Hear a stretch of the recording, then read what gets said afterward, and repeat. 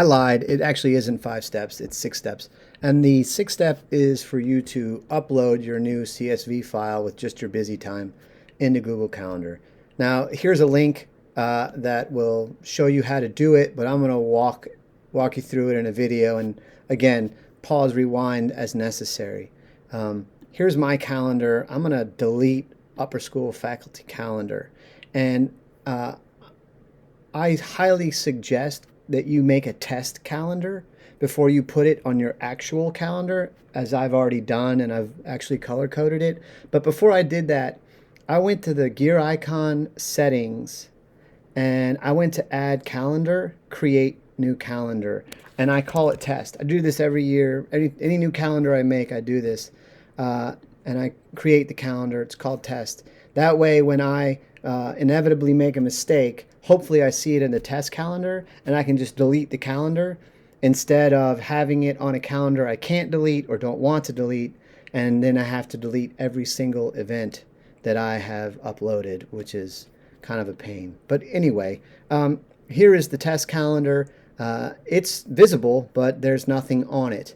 So how are we going to change that? We're going to go back to the gear icon and to settings. And we're going to go down here to import and export.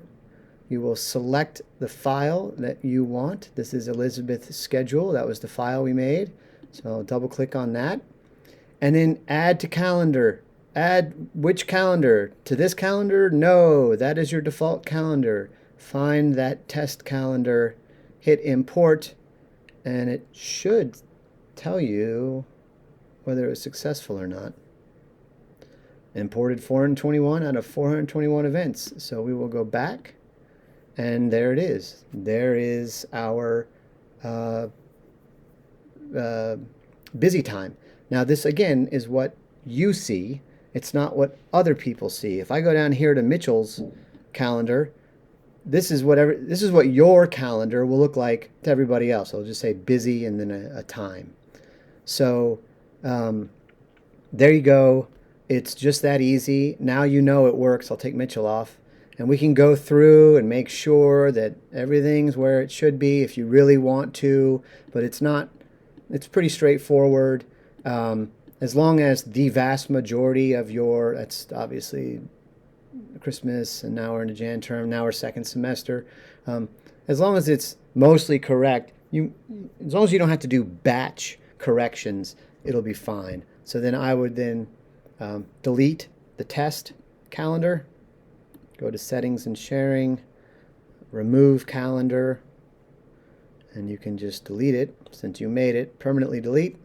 It went bye-bye, and now I'm going to go back to the gear icon, to settings, and I'm going to do it for realsies. Import, select the schedule, and then I assume everybody's calendar here says your name, work. Maybe not. Maybe I changed it. I don't know what this says. Maybe it says Elizabeth Hanson default. I don't remember if I changed this or not, but it'll be the first one in the list. So that is the calendar that other people can see. So that's where you will want to import it to. And once you do that, it becomes part of that calendar. And at that point, if you've made a mistake, you're going to have to go like, uh-oh, I didn't want wellness and leadership. I have to delete that. And then I have to delete it the next week and the next week and the next week. So that's why we do the test calendar. Anyway, I hope that helped. There you go.